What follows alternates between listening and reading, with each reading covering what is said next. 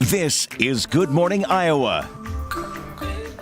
Well, you never really know what someone's going through until you just take the time to understand their perspective. That's what one student in Des Moines told his soccer coach, who then wrote about an experience they shared together. And that post has since been shared by thousands of people. And this morning, that student is sharing his story with us.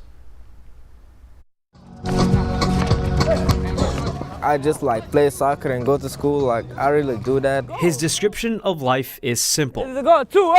Two things MJ Mangok loves take up most of his time. When he's not in the classroom at North High School in Des Moines, he's with his soccer teammates.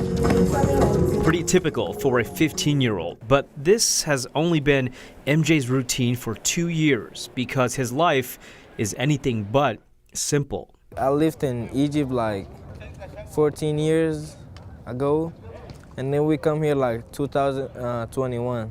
MJ's family is from Sudan, but fled a civil war and moved to Egypt before he was born. I got four sisters and one brother. We've been here and we're trying to communicate with people and be friends. Family, school, soccer, those are MJ's constants in a day-to-day life of a not-so-average teenager. The bus, if it's late, I just wait down, sit down. MJ's daily journey to get to school and soccer practice is unlike most teens in Des Moines.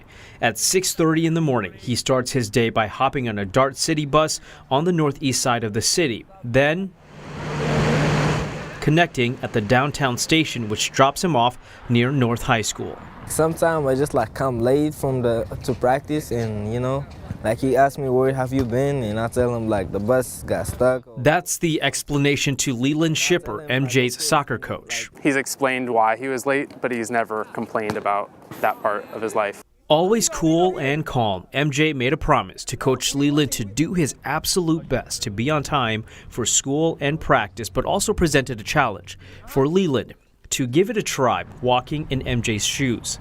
Leland accepted, and from 6 o'clock in the morning until 11:15 p.m., Leland shadowed MJ to school, practice, open gym, and back home, all on a city bus. I think that especially in the winter, the sort of risk that there was if you miss a bus. We were, on our way home, we were taking the very last of the Dart buses.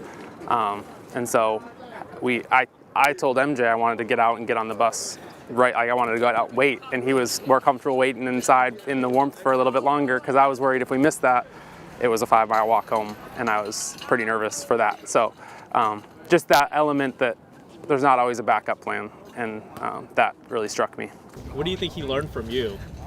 He learned from me, if you get late, he knows where you at or something. The first-hand experience opened his eyes, and soon thousands of others as well. I asked MJ if he cared if I shared the story of our day, just so more people could know the typical day that he lives, and some of the barriers of transportation and stuff that he figures out how to overcome. And I just thought it was an important story for more people to know that a lot of the kids on our team and in our city do that on a daily basis. I'm Lou. It also left Leland amazed how a kid going through all of that can find the time and the energy to be everyone's source of joy. Just that determination to always do his best, and then also that fact that he probably laughs and makes people on our team laugh more than anybody else on our team. But in true MJ style, his explanation is short and it's simple. He's got a family at North High School too. It's one of the things my teenagers too. They're not alone. So to help out and give rides or help when they're down, I feel as to make sure that they're part of our family. For this soccer team, the goal's been easy. There's a little problem, it's okay. Just go through it and you can fix it. Knowing life can be complex, but it's simpler when you just understand each other. In Des Moines, Chanu Her, Local 5 News, we are Iowa. And MJ tells me he was able to actually learn the bus system here fairly quickly when he moved from Egypt to Des Moines, and now he wants to travel everywhere. He wants to see other big cities around the country, like New York, Chicago, Atlanta. Those are some of the cities that he told me he wanted to go and see because he just wants to experience a whole lot of other things. I want to see him travel the world and spread his good energy. Yeah. We've watched this couple times now, and it Yeah. still has this goosebumps effect. Yeah. He is an Yeah. incredible man. Yeah, it's very infectious, his energy. Well, I was going to say there's really a lesson in it, and a lesson Yeah. in everything, right? Is that, the phrase "take a walk in somebody else's shoes."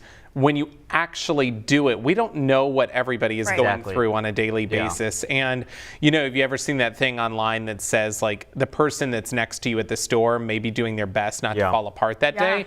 It's like, we don't know. We should just Yeah. all try to spread kindness and joy to everybody. Yeah, it's, props to the coach, props to MJ for Yeah. really trying to understand each other. He was so quick to say, hey, you know what? I promise you I will do Yeah. my best to be on time. I really love that you showed how much they show up for each other. Yeah. It's really inspiring. Yeah. It's just encouraging, Fantastic story, Chanu. Thank you. Yeah.